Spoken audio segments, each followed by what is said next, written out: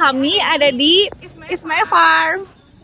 Nah, di sini kita bakal ngupas tuntas gimana sih sebenarnya sistem pemeliharaan dan manajemen kandang domba yang beneran dipraktikin langsung di lapangan. Yuk kita explore bareng. Kalian tahu nggak sih kenapa ada domba yang sehat, gemuk, dan juga produktif?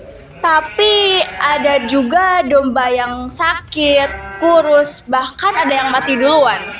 Ternyata kunci utamanya bukan di pakan dan juga obat-obatan, tapi sistem perkandangan dan juga sistem pemeliharaan juga sangat penting untuk produktivitas domba. Oke, kita mulai dari yang paling dasar dulu, sistem pemeliharaannya. Dalam dunia peternakan domba, ada 3 sistem utama yaitu intensif, semi-intensif, dan ekstensif. Nah, di Ismail Farm sendiri, mereka menerapkan sistem intensif. Domba dipelihara full di dalam kandang, semua kebutuhan pakan, minum, dan perawatan diberikan langsung oleh peternak tanpa dilepas keluar.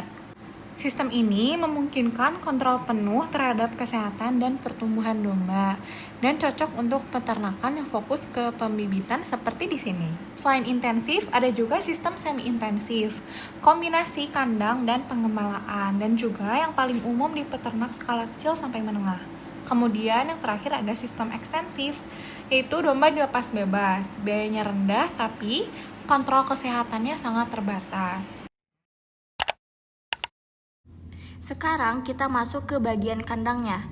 Di lokasi yang kami kunjungi, mereka memakai kandang panggung. Lantainya ditinggikan kurang lebih 2 meter dari tanah. Kenapa 2 meter? Ini bukan asal-asalan.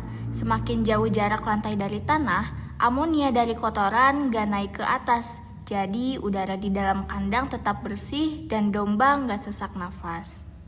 Selain tipe lantainya, kandang juga dibedakan berdasarkan jumlah ternaknya.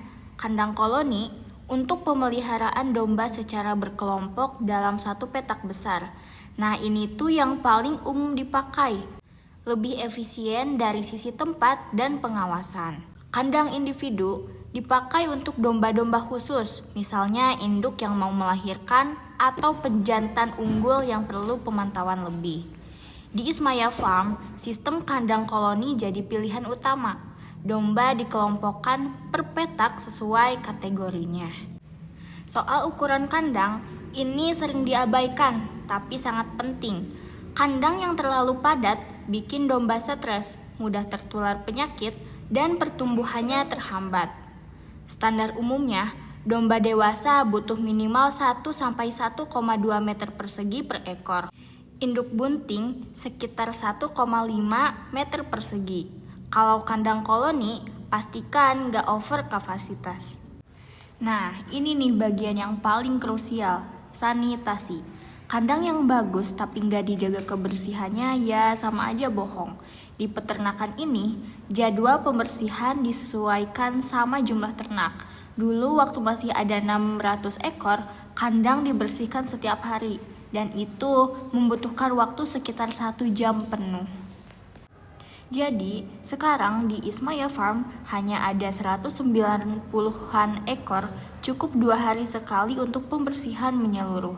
Tapi setiap hari tetap ada pengecekan rutin dan pembersihan kotoran yang kelihatannya menumpuk.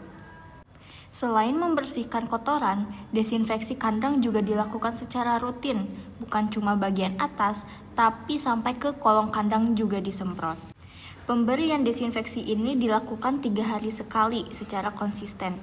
Dan yang menarik, penyemprotannya dari bawah ke atas termasuk kolong. Ini penting karena amonia dan bakteri banyak berkumpul di area bawah kandang. Nah, gimana cara tahu kalau domba lagi sakit? Ini penting banget buat peternak. Menurut peternak yang kami wawancara, cara paling mudah adalah perhatiin perilaku domba waktu makan. Domba sehat itu aktif nyerbu tempat makan. Kalau ada yang diem, nggak nafsu makan, itu sinyal berbahaya. Selain kandang, pakan juga bagian penting dari manajemen pemeliharaan. Di sini, pakan domba terdiri dari 3 komponen utama. Pertama, hijauan. Dulu pakai rumput gajah yang dicopper sebelum diberikan, sekarang sudah tidak lagi karena langsung pakai sumber hijauan yang tersedia. Kedua, konsentrat. Konsentrat ini merupakan tambahan penting untuk memenuhi kebutuhan nutrisi yang tidak didapat dari hijauan. Ketiga, ampas tahu. Ini merupakan sumber protein tambahan yang ekonomis, tapi ada beberapa catatan yang perlu diperhatikan di sini. Jadi, ampas tahu boleh diberikan ke domba betina, tapi cukup 3 hari sekali. Kalau terlalu sering, bisa bikin betina mandul. Untuk pejantan, aman diberikan lebih rutin karena bagus untuk pembesaran badan. Untuk air minum, ada 2 sistem yang dipakai di sini. Kandang individu pakai tempat minum otomatis, tapi untuk kandang koloni masih pakai ember yang diberi minum manual oleh peternak. Selanjutnya, kotoran domba atau yang di sini sering disebut kohe. Di peternakan ini, kohe diolah menjadi pupuk organik berkualitas dengan prosesnya yang cukup menarik.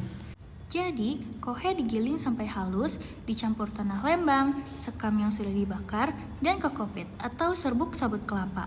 Lalu diaduk rata dan dikemas. Pupuk ini rencananya akan disebarluaskan dulu ke petani-petani di sekitar area sewa lahan sebelum masuk ke penjualan pasar besar. Udah nggak penasaran lagi kan bagaimana sistem pemeliharaan dan perkandangan untuk ternak domba? Semoga bermanfaat ya. Bye-bye!